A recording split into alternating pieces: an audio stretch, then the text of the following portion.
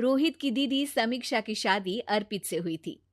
रोहित 20 साल का था, जो कि अपना पूरा दिन मोबाइल पर ही निकालता था। कभी पबजी खेलता तो कभी यूट्यूब चलाता।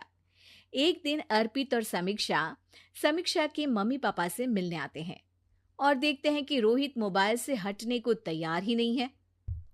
अरे रोहित, तुम्हारी तो आईआईटी की परीक्षा है ना? तुम तैयारी नहीं कर रहे हो परीक्षा की?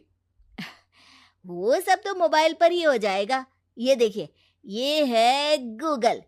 इससे जो भी पूछो वो सब बता देता है। तो आखिर कागज क्यों बर्बाद करूं? अरे पर तुम इन प्रश्नों की तैयारी बिना लिखोगे कैसे? उसमें क्या है, ये देखिए नोटपैड, बिल्कुल कॉपी जैसा है, इसी पर कर लूंगा। हम जब तुम्हारी उम्र के थे तब हम दोस्त मिलकर प्रश्न हल किया करते थे। उससे हमारी हैंडराइटिंग की भी प्रैक्टिस हो जाती थी और समय का भी अंदाजा लग जाता था। और फिर साथ में हम एक दूसरे की मदद भी कर देते थे अगर कोई अटक जाए तो। आपका जमाना अलग था जीजा जी। अभी जमाना फास्ट और स्मार्ट हो गया है। जमाना क्या, अब तो फोन भी स्मार्ट हो गया है। समय के साथ बदलना पड़ता है जीजा जी। अब बस भी कीजिए आप, हर चीज को लेक्चर में बदल देते हैं। रोहित अच्छा कर लेता है परीक्षा में। इतने में अर्पित के सास ससुर जी आ जाते हैं हॉल में, और अर्पित इस बारे में बात नहीं करता। हालांकि अर्पित को लगता तो है कि पूरी तरह मोबाइल पर लगे रहना सही नहीं है, पर वो इस बात को और नहीं छेड़ता। ऐसे ही 2 दिन निकल जाते हैं। समीक्षा, मुझे काम से फोन आया था, मुझे वापस काम पर लौटना पड़ेगा। पर हमें आए हुए तो 2 ही दिन हुए हैं।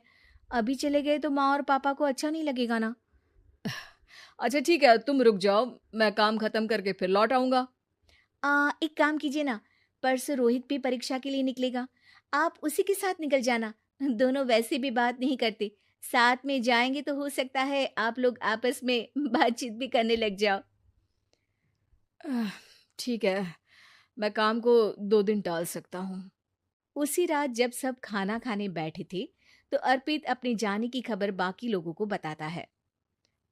मुझे काम के लिए वापस जाना होगा। अरे बेटा, पर अभी तो तुम आए हो, इतनी जल्दी चले जाओगे?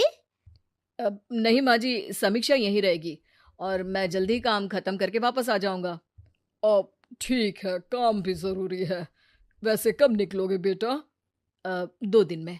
मैंने सुना है कि उस दिन रोहित को भी परीक्षा के लिए जाना है, तो कल मैं दोनों की टिकट करा लेता हूँ बुक। मेरी टिकट रहने दीजिए जीजा जी, मैं तो फोन से ही करवा लूंगा। हाँ, पर कोई दिक्कत हो गई तो?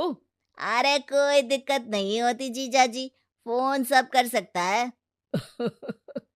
हमारे फोन के रिचार्ज से लेकर टीवी का रिचार्ज सब रोहित यही फोन से बैठे बैठे कर देता है। अब ये नई चीज तो हमारे समझ के परे है, पर अच्छा है कि रोहित जानता है। हमारी मेहनत इतनी कम हो गई भाई। हाँ, पर अगर टिकट नहीं मिली तो? अर्पित की बात पूरी होने से पहले ही बिजली चली जाती है। अरे ये क्या हो गया, आपने बिजली का बिल भर तो दिया था ना? अरे नहीं, मैं तो भूल गया था। अरे टेंशन मत लो माँ। देखा जीजा जी, आप बिजली का बिल भी भर सकते हो, समय बदल गया है। एक बार फिर अर्पित इस बात पर बहस नहीं करता। अगले दिन जाकर अपनी टिकट करवाता है और पैकिंग कर रहा होता है, जब शाम को अचानक से रोहित के चिल्लाने की आवाज आती है। नहीं, प्लीज प्लीज हो जा, ऐसा मत कर यार, प्लीज हो जा। अरे क्या हो गया रोहित? दीदी, सर्वर हैंग हो गया, मेरी टिकट नहीं हो पाई दीदी। क्या मतलब टिकट नहीं हो पाई? इतने में वहां रोहित के मम्मी और पापा भी आ जाते हैं। अरे क्या हो गया? माँ, मेरा टिकट नहीं हो पाया, सर्वर डाउन हो गया। अरे पर तूने तो बोला था कि हो जाएगा। हो जाता है, पर अब क्या करूं, ये क्या हो गया? अब कल की तो कोई बस भी नहीं है, ना ही अब टिकट मिलेगी ट्रेन की कल के लिए। मुझे तो कोई रास्ता नहीं दिख रहा। अब फिर लगता है मेरा ये साल बर्बाद हो जाएगा। घर पर एकदम से दुख का माहौल छा जाता है और सब रोहित को डांटते हैं, पर इतने में अर्पित वहां आ जाता है। आप सब रोहित को क्यों डांट रहे हैं? आपने ही तो उसे बढ़ावा दिया था ना। लेकिन इसकी लापरवाही के कारण इसकी परीक्षा छूट जाएगी। इसने तो हमसे कहा था कि टिकट हो जाएंगे। हे भगवान, अब क्या होगा? चिंता करने की कोई बात नहीं है। मैंने एक एक्स्ट्रा टिकट करवा ली थी। मैं समझता हूँ कि मोबाइल हमारा ही काम आसान करने के लिए है, पर उस पर ही पूरी तरह से निर्भर होना तो गलत बात है ना। रोहित टिकट को देखकर बहुत खुश हो जाता है और जोर से जाकर अपने जीजाजी के गले लग जाता है। सॉरी जीजाजी, मुझे आपकी बात ध्यान से सुननी चाहिए थी, पर थैंक यू सो मच। हाँ बेटा, तुमने तो इसका भविष्य बचा लिया।